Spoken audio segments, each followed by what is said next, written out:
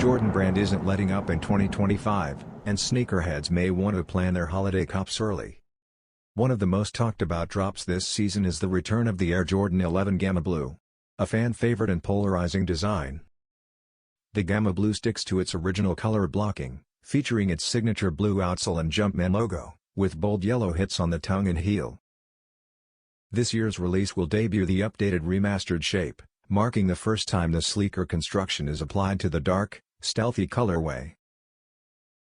Long regarded as a love-it-or-hate-it release, the Gamma Blue remains a divisive classic in the Jordan 11 lineup.